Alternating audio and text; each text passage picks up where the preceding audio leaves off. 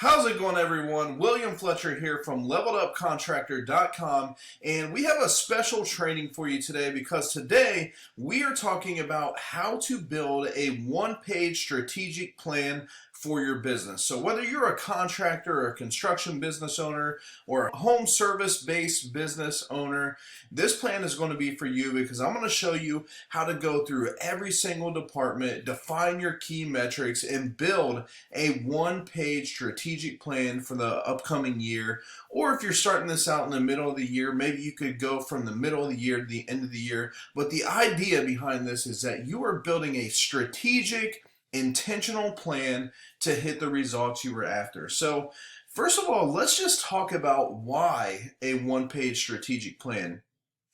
And really, guys, it boils down to being intentional about what you're doing, right? So many people that I work with or start to work with, when they start doing this stuff, guys, it changes their business because what most businesses are out there doing is just kind of operating and going through the motions and kind of doing what I say, ending up where they end up, right? They go out and they make sales every month, they produce some work every month, and they make a little bit of profit here and there. And at the end of the year, it all shakes out. They work a decent amount, they make a decent amount, and they're kind of happy. But they never quite get to that next level that they want to, right? And the way that you go about that, guys, is you start getting intentional. First, you got to define where you want to get to, and then you got to build a map to get there, and then you summarize that map into a one-page strategic plan. So that's what this training is all about. So as you can see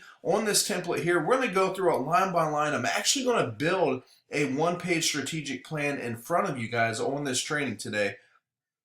But what you see there on the screen is an overview of what a strategic plan would look like, what a one-year plan would look like. So at the very left-hand side there, at the top left, you see that we have company, and you have something that somewhat represents a P&L, right? And for this strategic plan, you don't want a detailed profit and loss statement with every single account and, financial dollar amount that you have in your company. It's a very summarized version of your P&L, and it's done that way on purpose, right? We just want to look at the main categories that drive the profit and expenses for your business. So you'll see we have sales at the top. You'll see that we have revenue, and we'll get into what all these things mean, guys. You got your job costs down in here, your cost of goods sold, which brings you down to your gross profit. You have your general and administrative, kind of your overhead costs. You have your marketing expense, and then at the end of it, you have your net profit. And you'll see how this thing flows, guys. It goes right from your company profit and loss, main overall driver of the business, over to your marketing department. And we'll look at some different marketing metrics as we go through this. And then it goes into sales. Marketing drives sales, so then you have sales, and it's going to talk about the different metrics that you have for your sales department, and then it's going to work its way into production. So once you sell it, you got to build it, and we're going to be talking about some of the key metrics there.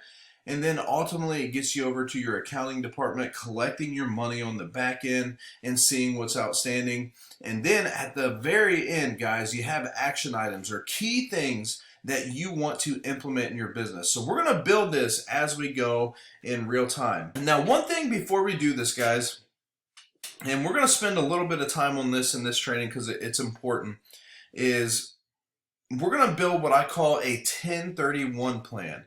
So let me click over to this tab and just show you what that means. Now, guys, a 1031 plan is basically a 10-year view of what you want your business to look like, a 3-year view of what you want your business to look like, and then a 1-year summary of what you want your business to look like.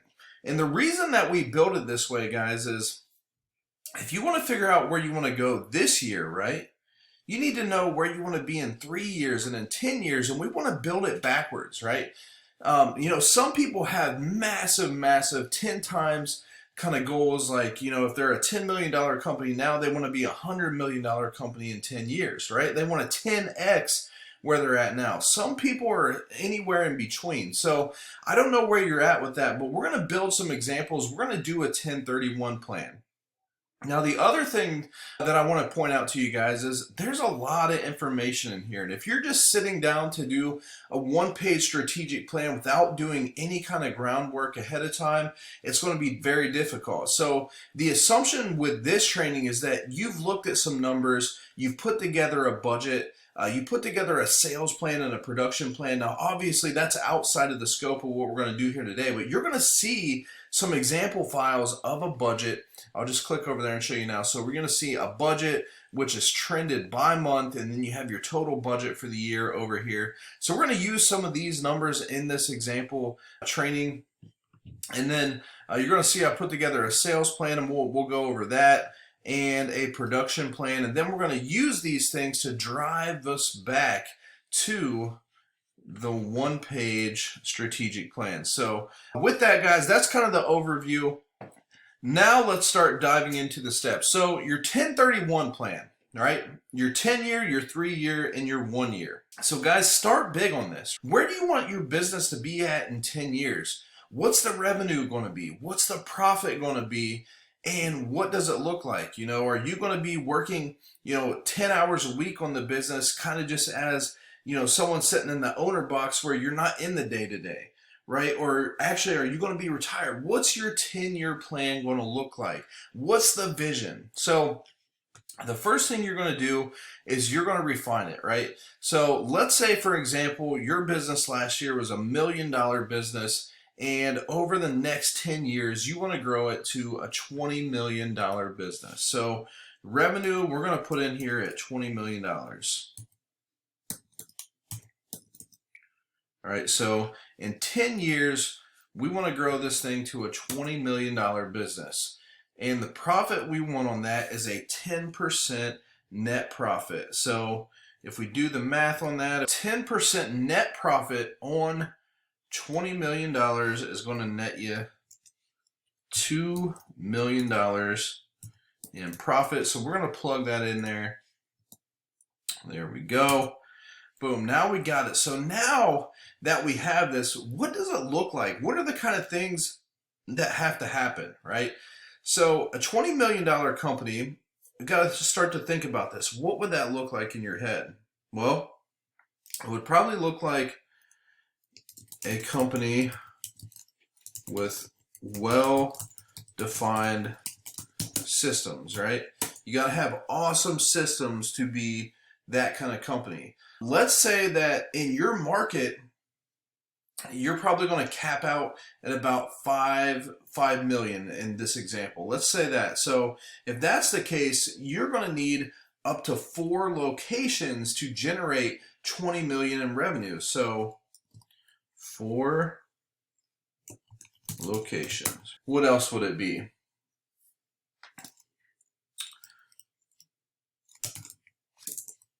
A repeatable sales training program, right? If you're going to sell 20 million and grow from $1 million business, you have to have a repeatable sales system that you can train to multiple salespeople. What are some other things that you might need?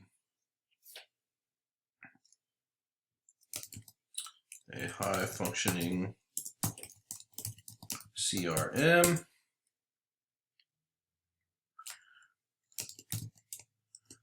Excellent marketing team, a high performing accounting team.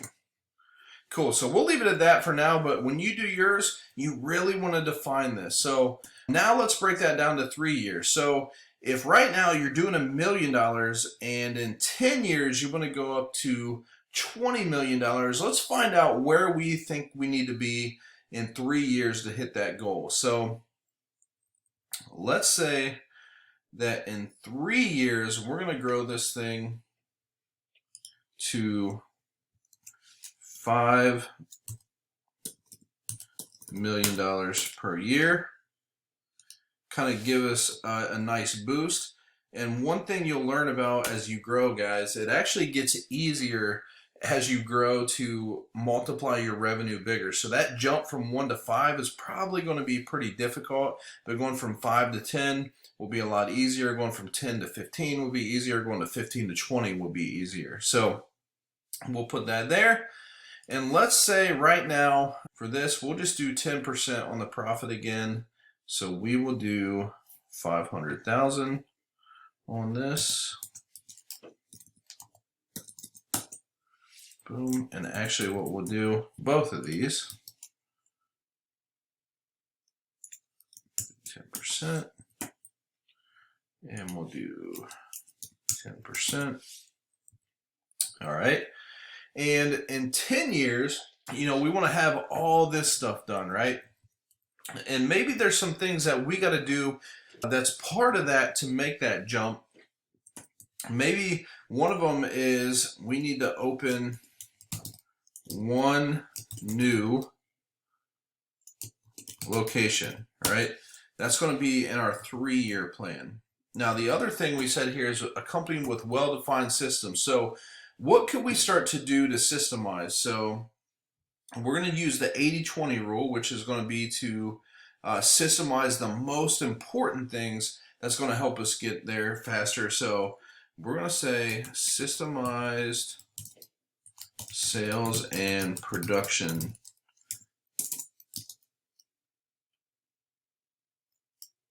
how do we want to word this? Systemize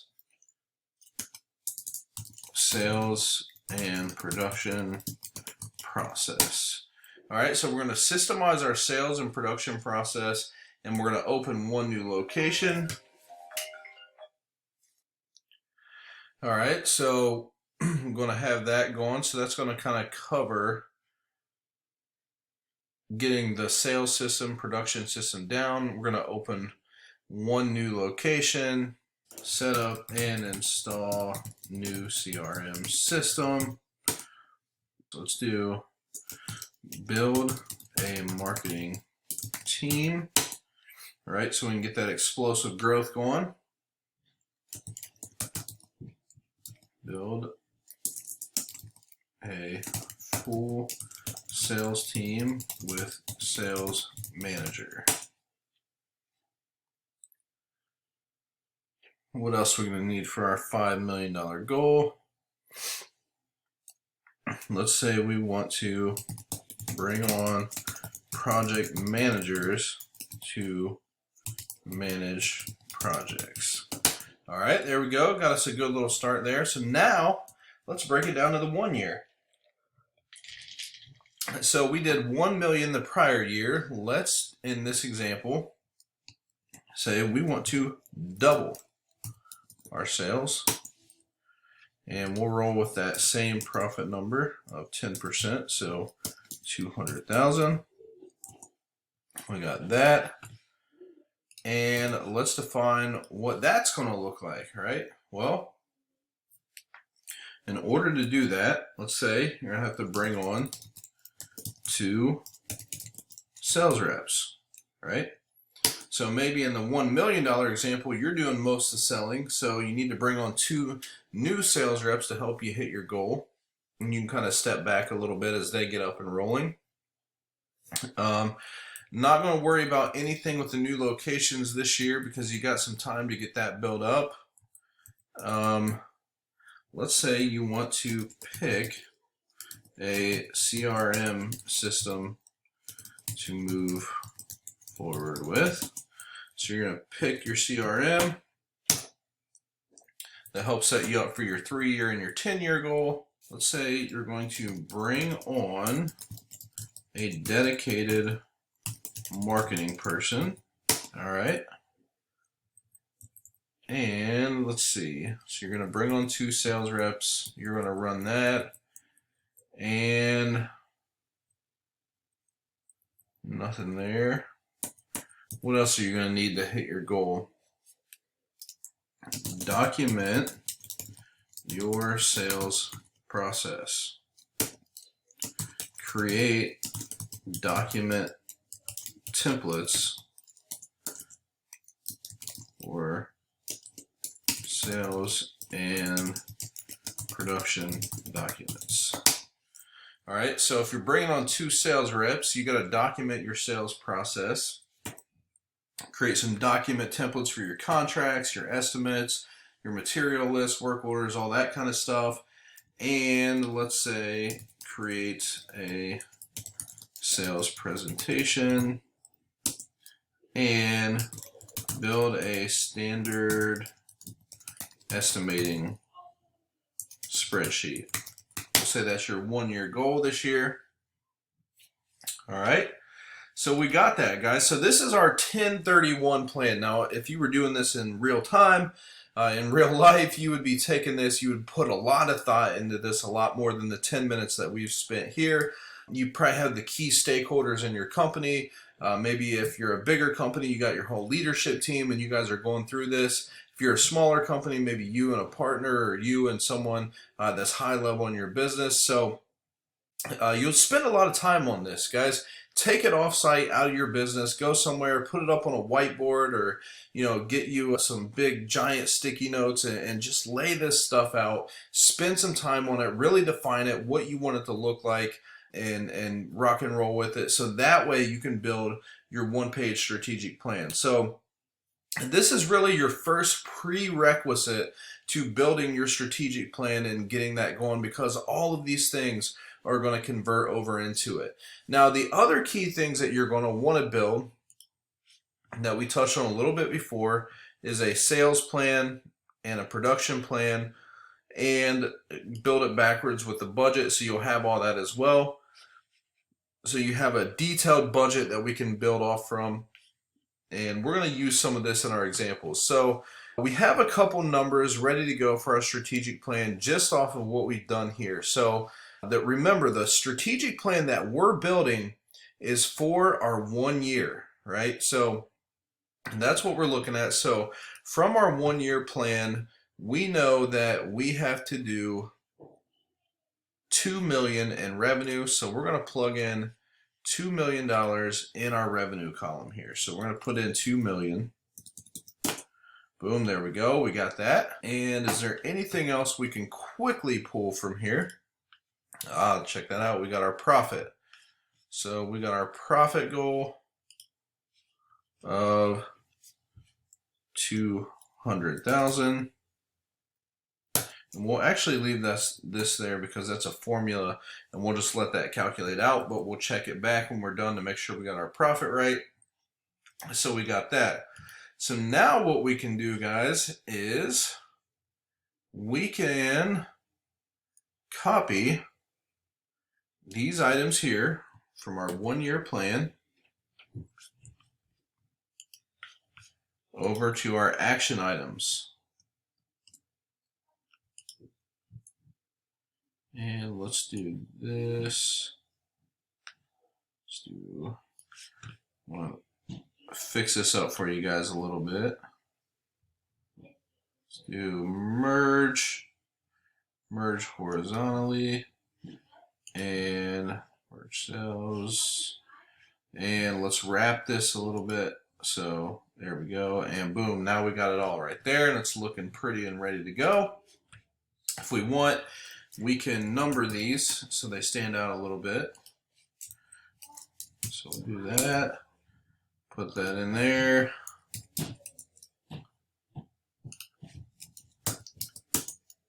Make it look nice and pretty. Keep it going. And there we go. Now guys, one thing you got to be careful as you build this is that you don't have 100 things in here, right? Only put the 7 to 10 or the 5 to 10 most important things that you have to accomplish this year. Now there may be other things that you have to accomplish, but put the top 5 to 10 things that you got to accomplish this year to make your goals happen and get you to your 3-year and your 10-year, and focus on those. The people that put in 15 to 20 priorities, they don't get any of them done because they're trying to do all of them, right? So really narrow this down to the top ones that you want to accomplish this year. So we got those in there. So now let's start digging into this. So let's look at our cost of goods sold.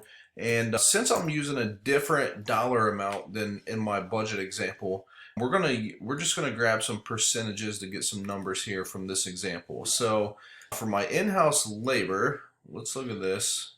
And I'll actually go to a different tab here. So if I go to my in-house labor, I'm just going to copy that right there, and I'm going to paste the values of that in there. Actually, it's set at 0. So we're going to say we're not going to use any in-house labor this year. It's all going to be subbed out. And now let's go over to our budget and let's see what percentage we have for subcontractors. So subcontractors, we're saying going to be 25%. And guys, just so you know, what I'm doing here is I'm looking at what we budgeted for the year, right? So, and like I said, this is a different plan. It's based off of 4.5 million. So I'm just going to use the percentages as an example. Maybe actually to make a little bit more. Trying to think here. All right, so even though I showed you guys this 1031 plan based off of 2 million, 5 million, 10 million, just so you can see how this correlates to the budget, I'm going to update this to the 4.5 so we can work off a budget and you can kind of see what it looks like. So we're going to do it that way.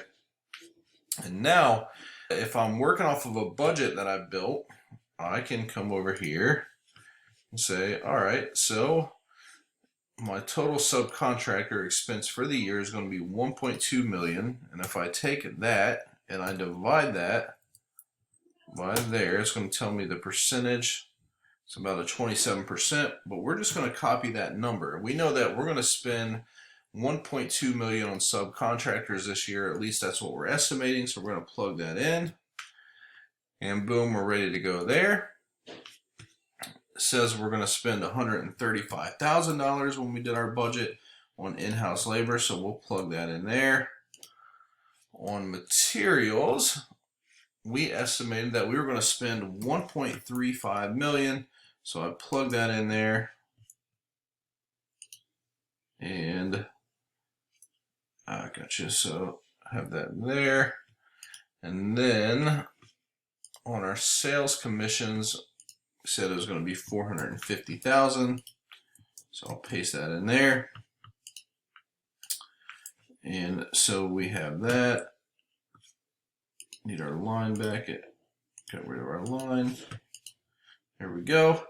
So it's going to give us a gross profit of 1.3 million. If I go back to our budget, 1350. So we're going to zero this miscellaneous out for this example. Really, you don't want nothing on your P&L that says miscellaneous. Everything should be representative with a real account number. So we'll do it like that. And you will now see that our one-page strategic plan ties back to our budget gross profit at 1.35 million. Now, if I come over here, you'll see that I have some different categories. I have general and administrative, and I have our marketing expense. So really, the only thing I'm going to pull out here is our marketing expense for the year. And in our budget, if I go down to marketing expense, it says that we're going to spend $120,000 on marketing expense. So I plug that in to my one-page strategic plan here, and we got that. And the rest of our overhead expenses are all going to go to that other line. So one little trick I'll show you guys here in Google Sheets is if I come here to the total of this category, which is our main overhead category, I click on that. And then if I come down here to total vehicle expenses and I click on that, you'll see in the bottom right hand corner this little box popped up and says sum, and it tells me the sum of those two columns. Right now if I click on it, I can see the average, min, max, all that kind of stuff, but we want the sum, so we're going to leave it like that. And we're going to skip our marketing expenses. We don't need that. So 683,165, 683,165, 165. And now, if I come back over here, if I tie that out, my net profit of 546,235. Boom, it ties out to my budget. Now, the last thing we're going to do here is we're going to put in our sales goals. So if I come over here to my sales plan, guys, you can, on the sales plan, this is something our members have access to. You can plug in anything you want here. Like if I didn't change our close rate, our estimate percentage, or our average job size, and I just said, hey, $10 million is what we want to do this year, and I plug that in, it redoes all the different months and the year to date and the whole thing based on doing $10 million. You know, I could put 20 million in there, right? And it does all the math for me, and it's all based off of your seasonality. You can see that in this example, the lower months are in January, February, and March, and then at the end of the year we slow down, and the summer months are our big months, so we broke it out that way, and it breaks it down your leads, your estimates, your sales, and your sales dollars by the month. You can mess with this. You could change your close rate. You can say, no, we're only at 25% close rate, and it brings up the number of estimates you have to do and the number of leads you got to get since your close rate's lower. Or you could say, you know, no, we only really give estimates out on about 75%, so we could adjust that. Or you could say, you know, our average job size is actually 15,000, which you'll see will have a massive effect as well. But you could plug in your metrics there and it would work it all backwards for you. So we'll go back to the example. We'll put 4.5 million in here and 35, 80, and 10. So what that's telling me, guys, is our sales are 4.5 million, and if I plug that in, you'll see that it goes through and it gives me percentages. Now you might be asking, what is the difference between sales booked here and revenue produced here? And the number that's actually going to hit your profit and loss statement, in most cases, it kind of depends on what kind of accounting methodology you're going off of.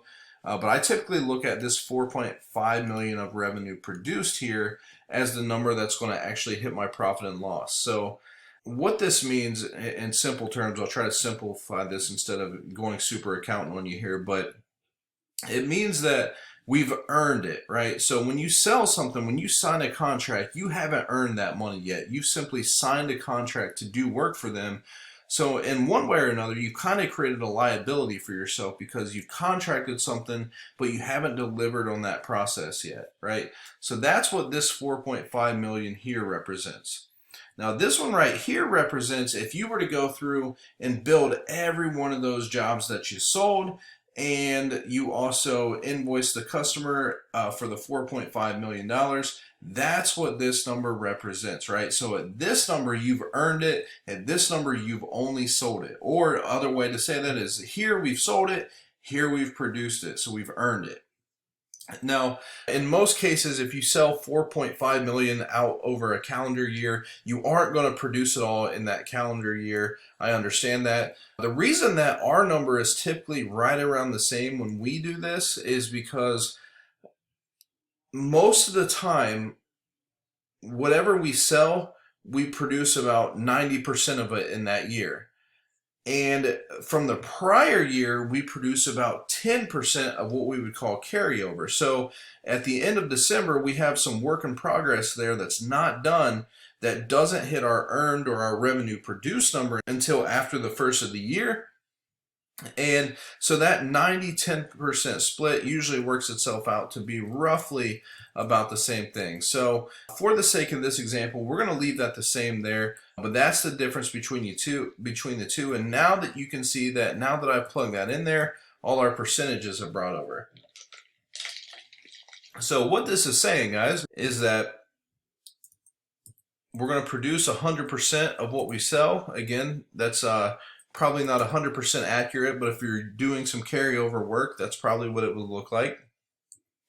We're going to spend 3% of our budget on in-house labor, 27% to our subcontractors, 30% to our materials, 10% to our sales reps, which leaves us at a gross profit of 30%. Now, it depends on how you want to look at this, guys.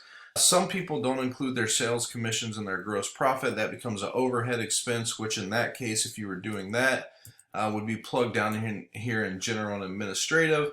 But in the sake of this example, we're going to leave it up here in our cost of goods sold, which nets us a gross profit of 30%. If I would have moved this sales commissions down into here, you would see this gross profit go up 10 points or 10%, which would make this number 40%.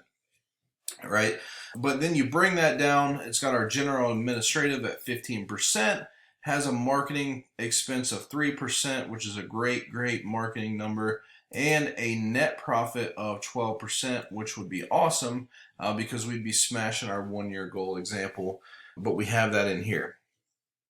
Now, as we work our way over here, we are going to put in our marketing expense. So in this case, we already know what that number is going to be because we just plugged it in right here from our budget. So we'll put that in and boom, now we see we got our 3% marketing expense. Now we got to figure out all of our different numbers here for our sales plan to be able to get the rest of our marketing numbers. And these are all formulas that are built off of these numbers here and the numbers over in your sales plan. So let's come over here to our sales. We know we just figured out that we wanted our total sales for the year to be 4.5 million. So we'll plug that in. If we go back over here to our sales plan that we were looking at, we know that we want to make or sell 450 jobs, right? So an average job size of $10,000 on 4.5 million comes out to 450 jobs. So we can plug that in there. So we're going to do 450 jobs that we're going to sell. And you'll see this tells us our average dollar per sell is $10,000. Now, just so you can see, if I adjust this to 11,000, right, that number would be 405 jobs. If I brought that over here, did 405, right, it would adjust that. Now we're gonna undo all that. Sorry, that was actually 409. That's why it looked that way. So if I do 409, it gets us right around 11,000, right? So we'll undo that and we'll come back here. We'll put this at 10,000. So we get our numbers right, and we know that we got to do 450 jobs, so we plug in 450 jobs, and boom, there we go. It brings over our average dollar per sell. Now we can look at this and get our leads. So we go back over to our sales plan. We know that based on our close rate of this, our estimate percentage of this, and our average job size, we're going to need 1,607 leads. And guys, the way this works out is you'll see this breaks it down by the month, right? This is how many leads I have to have per month. So if I were to highlight all these, for example, you'll see down in the bottom right, again, we got that sum totaling out to 1,607. And this right here is basically a cumulative number that shows you year to date where your budget would be. So if we had 80 in January and then another 80 in February, which with rounding comes out to 161, and then another 80 in March, we'd be at 241, all the way down to the 1,607 leads. So we're going to copy that number there and paste it here. Now I got to get my total number of estimates / demos given. So if we go again back to our sales plan, it tells us exactly, right? So again, we go to our year-to-date budget column.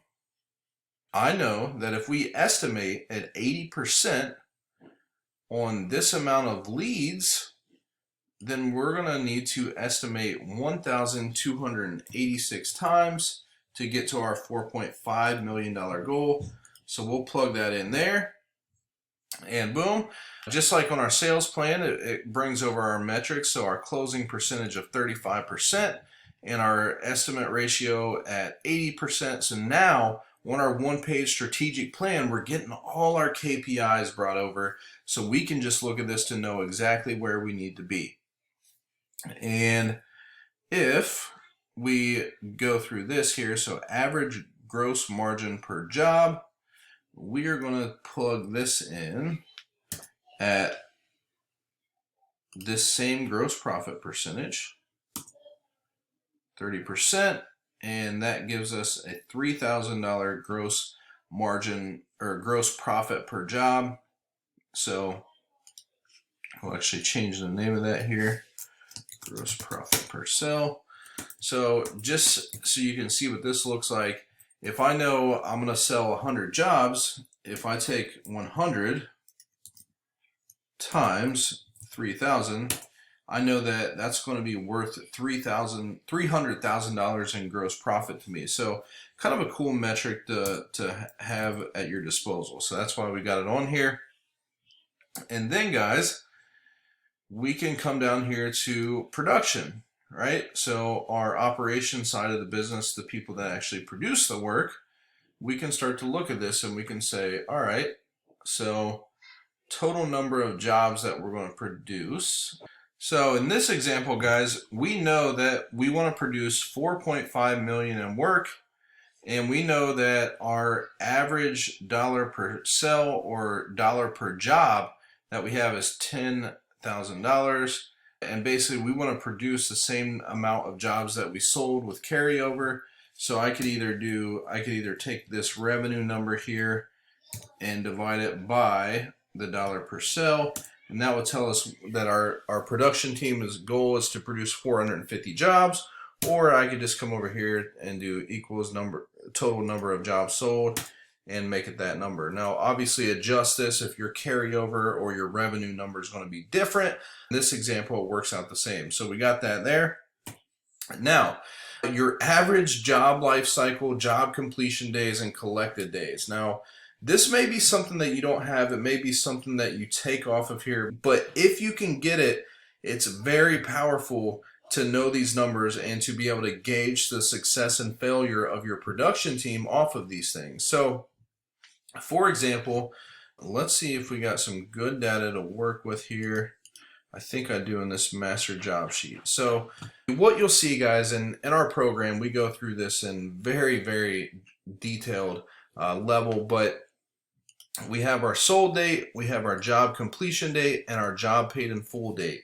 So this is something that we track in our CRM, and we make sure that we have this set up so that we can track this information. And the reason that we do this, guys, is so that we have these metrics here for our job life cycle, our job completion dates, and our collected days. So I'll give you an example here of what I got going on in this sheet. You'll see that it actually calculates for me.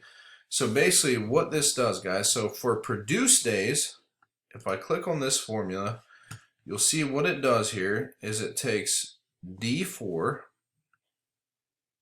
which is my job completion date, and it subtracts my sold date. So from the time I sold it to the time I built that job, it's taking those two dates and it's subtracting them, and I have it formatted as a number because Google Sheets will give me a number of days on that. So it's saying it took me 13 days to produce that job.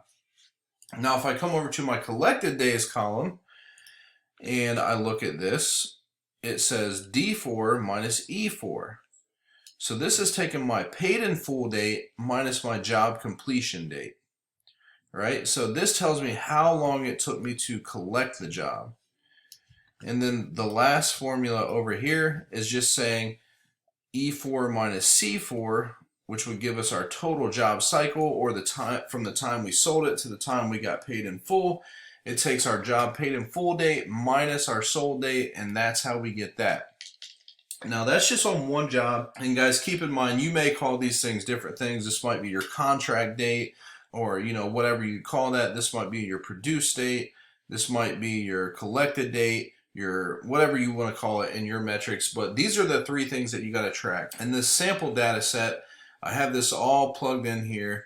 So if you were doing this for your one-page strategic plan, you can look at all your jobs last year that you sold, you built, and you collected in full, and you could get these three dates for all of them. You could create some formulas in a spreadsheet to give you these produce days, collected days, and job life cycle. And then once you got all that data there, let me see if I got totals on this. I don't. So what I could do is, now that I have those three columns for all those jobs, I can do an equals average formula. And I'll just go up to the top here, and I'm just going to select all the jobs that we actually completed. So I'll select down to row 408 there. So it's going to do the average of produced days, and it's telling me the average is 15.35 days. And I'm actually going to format number, and we're going to get rid of that. So on average, it takes 15 days to produce a job. It took 15 days to collect the job, so just a coincidence that it turns out to be the exact same, but gives me a total job life cycle of 30 days. So now, if I could want to, and now that I've analyzed the prior year's data, I could come over here and plug in 15, 15, and 30. Now, one thing you gotta, actually I did that wrong. The entire job life cycle is 30, produced days is 15, and collected days is 15. All right, so these two always add up to this. Now, one thing you wanna keep in mind as you do this, guys, I used exactly what last year's data told us in this example, right? Now, you don't have to do that. You know, if last year's data told you on average it took you 45 days to complete a job and 60 days to collect a job, and your average job life cycle was 105 days, you might look at that and go, oh my gosh, we have got to fix that. So this is your strategic plan. You were setting goals, right? So you might look at this and say, man, we're at 45 days now on completing jobs and 60 days on collecting. We got to do better this year. So I'm going to set this at 30 days. We have got to build our jobs and turn them around in 30 days. And we got to get these things collected faster. We're going to use 45 days for this. And if we add those two together, that gives us our job completion or our job life cycle at 75 days. So you're at, and look where you want to be, because now, you know, maybe last year you weren't intentional with it, right? Like we talked about at the beginning of this training is, you know, if you're not intentional about things, you just kind of get what you get. Well, if this was at 45 and 60 and you're being intentional about it, and you have this one-page strategic plan in front of you all the time, and your production manager has this, they're looking at this and that's in their mind. And that's when you're talking to them, you're having your conversations with them, you're like, well, wait a second, guys, we're at 40 days. We set a goal at 30. What's going on here? What can we do to speed this up? Or you're talking to your accounting department and you're asking them what they can do to speed this up. So you want to put in your goals of what you actually want this number to be. All right. And then collected, it depends on how you want to look at this. For example, you could say that we're expecting to collect 90% of what we sell or what we build this year, you know, to account for any bad debt that we have or anything that, you know, may be delayed in collecting the money. So we'll put that there, and we'll say we're going to collect $4,050,000, and the total outstanding at the end of the year would be that minus that, which means you would go into the upcoming year with $450,000 in uncollected money. Or you might look at that and go, man, that's way too much. We need to really button this up and say that we're going to collect 97% of our money and only roll into the following year with $135,000. Or guys, if you want to be really aggressive, you might say, nope, I get my money. This is going to be 4.5, and we're going to go in next year at 0 outstanding. So guys, now look at this, right?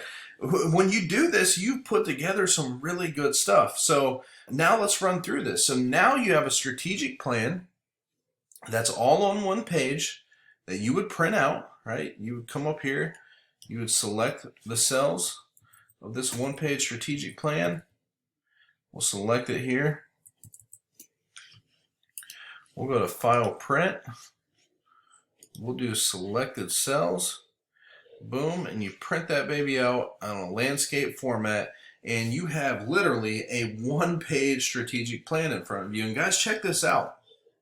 At the top left, we know what our sales got to be, right? We know what our revenue produces got to be. and we know what all of our cost of goods sold dollar amounts are going to be, plus we know what percentage of income they need to be. So as I'm reviewing our subcontractor invoices, whether that's you or someone in your accounting team looking at it, they're looking at this number. So when a job comes in at 28% or 30% or 35%, they're going, whoa, what the heck happened on this job? Right? And they're getting with the production manager like, hey, what's going on with this? Why did we spend so much producing this job? And chances are you probably got charged for something you shouldn't have, or maybe there wasn't a change order done on the contract, so your sold amount didn't reflect that, and now your margin is off for that job. Or you're looking at an invoice from your supplier and you're like, oh my gosh, we spent 35% on this job. What the heck is going on? Because now you have this metric in front of you and you put this thing up on your wall. So every time you're doing stuff, you're looking at these percentages, right? And then you work your way down. It's got your total gross profit. So when you cap out a job at the end of it, right, you job cost it all out. You know that on average with sales commissions and everything paid, that margin on that job should be at least 30% to get you to your gross profit goal, which ultimately leads you to your net profit goal. Now, as the year goes along, you're going to be tracking all this stuff, the actuals, right? You're going to have a sheet just like this our clients use that's called a CEO dashboard, right? It's basically your one-page strategic plan, but it's all the actuals of all these things that have happened, right? Those side by side as you go throughout the year. And you might see, whoa, our gross profit's at 28%. We targeted for 30. And then you start diving in up here to see what's going on. Or maybe you're looking at net profit and you're like, man, we're at 5% net profit. And maybe your general and administrative is all the way up at 20%. Your marketing expense up at 5%. And maybe you got some things up here going on. But now you can compare those things and you're being intentional about it so you can adjust and course correct as the year goes on. Now, as we scroll here through the right, we know what we're going to spend on marketing for the year. We also know what our marketing expense percentage should be. Very powerful. We also know how much we can afford to pay per lead with the budget that we've set, right? So we said we needed 1,607 leads, and we're going to spend $120,000 to get it. Therefore, we can spend about $75 per lead to get those in. Some other cool metrics here is our cost per estimate or demo. Right here is $94, so we can pay about $94 to get one of our sales representatives or ourselves into a sales or estimate situation. And ultimately, I can afford to pay all the way up to $268 per sale that I get. So these last two metrics here, guys, is just taking your marketing expense divided by the number of estimates or demos that you give, or it's going to take your marketing expense divided by the number of sales you're going to make right here. And that's how we get those numbers, but it gives you some good metrics to pay attention to as you go out through the year. So maybe you're looking at this at the end of the first month or the end of Q1 and you're going, okay, we've spent X amount on marketing and we've had X amount of leads. So our cost per lead is this. And maybe that's $80 and you're looking to see, oh man, did we overspend? Where did we overspend at? Right? Maybe you got a bad source that you're spending a lot of money on that's not producing a lot of leads or not producing a lot of sales. And that's what having these metrics here can do for you. And then you have some great metrics for your sales department. So you got your total sales here. You know how many jobs you got to sell. And if you build a sales plan like we talked about back here, all right, you build that sales plan, not only do you have the total jobs you need to sell, but you have it broken down by month. So in January, you're looking at this and you go, oh man, we're at 28 jobs and 290,000 in sales. So boom, we're ahead of pace here. And you'll see that's actually what this sheet's designed for. Not only does it show what you're budgeting or what you're projecting for sales, it shows you where you actually came in at. So if I'm looking at this after January, I'm going, all right, so we said we needed to sell 23. We had 19, so we were short there by 4. If I slide over here, we said we wanted to be at 225,000, We actually came in at 235,000. Cool. So what that is telling me is that our average job size was high enough to compensate for the lower amount of sales that we got. So our average job size would have been much higher than the $10,000. So just to demonstrate that, if I take the 235 and I divide that by the 19, yeah, our average job size was almost $12,400 when we set the target at 10,000. So that's why we beat our budget even though we didn't make enough sales. All right. So a cool little thing that you can have, so if you have the plan to back up your one-page strategic plan, when any of these are off, guys, you can start to dive into it. We have our average dollar per sale. We just talked about that. Again, we got our total leads here that we got to get, total number of estimates that we got to give. And then just like these other percentages, guys, these percentages are huge. I can look at these percentages and know that, man, if we're not hitting this close rate and all other factors are where they're at, then I can know where I'm off, right? If this is down at 30%, I know I have some work to do. You know, I need to get out there with my sales reps and make sure they're doing the right things to get that close percentage up. Same with the estimate and demo rate. And then gross margin number, we talked about using this as a way to quickly know roughly what your average margin on the job should be, or if you wanted to project out, you know, we're going to do 50 jobs this month, I can take the 50 times 3 to see what my gross profit should look like for that month. And then we come down here to production, guys. We're looking at this. We know we got to produce 450 jobs.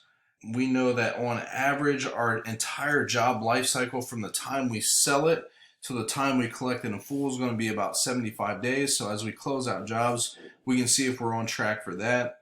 And same for the completed and collection days. We can see if we're, you know, closing these jobs out in time. So if I sold a job and it took me 45 days to complete it, and we said on average we want to be at 30 here, we know we got a problem. We got to address that with our production manager and figure out what's going on. And same with collecting your money. If these are coming in much higher than 45 days, you can dive in and start doing something about it. And then on the accounting side, making sure you're collecting your money. I think we did 97% here. We want to collect 97% in the same year of what we're building, leaving us with a rollover accounts receivable balance of $135,000. And then, guys, then that 1031 plan that we did, we brought those big picture items that are going to be required to hit your goal for the year. Now, remember, when we did that, these items here was based on a $2 million business, but you get the idea. We said our big picture, our high level things that we're going to do to work on the business this year, not in the business, we're going to work on the business this year to help us achieve our goal for this year, what also ultimately gets us to our 3-year and our 10-year goals. As we're going to bring on 2 sales reps to get that revenue number up to where we needed it to be. We're going to pick a CRM system that we're going to use going forward, because we know that in 3 years we got to have a rock solid CRM to get to our big goals for our 10-year. We're going to bring on a dedicated marketing person so we can make sure that all these marketing metrics we hit and we get the number of leads that we're after to do the volume that we want. We're going to document the sales process, right? So we're bringing on 2 sales reps, and you know they got to know how we sell. So you're going to document your sales process, and you know that in your 3-year and your 10-year plan, you're going to be bringing on more salespeople, probably a sales manager, all that kind of stuff. So, and then branch managers in your 10-year. So you got to make sure you have that sales process defined. We also said that you're going to be creating a training program for your sales process and all that kind of stuff. So you got to get that nailed down as you go out through the years. We're going to create the documented templates, same as this. You know, if you're going to bring on sales reps this year and more over in the future in your big picture plans, then getting those document templates for sales and production together would be huge. And for the production side, if they want to be able to produce this and bigger numbers in the future, you got to get the production side nailed down. You're going to create a sales presentation for those new sales reps so they have a consistent system that they're all using throughout the sales process.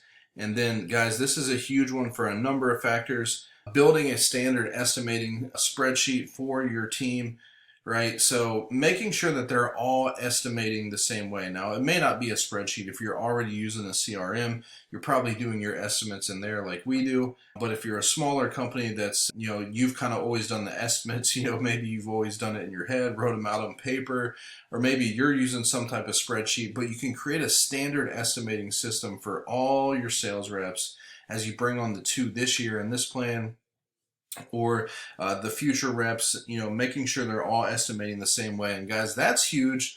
Not only so you make it easy for them to estimate and get customers' estimates, because that's big, making sure that, because if you do that, that's going to make sure your estimate ratio is up, because they're not going to have to go back and figure out estimates and then try to get back in front of that customer and not be able to get them an estimate. That's a big one. But also this gross profit one, guys, and the net profit. If they're not estimating right, and they're undershooting things, you're not going to hit this number and you're not going to hit this number, or vice versa. If they're really putting their estimates up there at a high price because they don't have a standard system to do it, then they're not going to make a lot of sales, which is going to bring down your close rate, which will ultimately bring down your number of sales. So guys, all this ties together. So what you do with this, guys, is once you get it all filled in, you've reviewed it, everything looks the way it wants to do.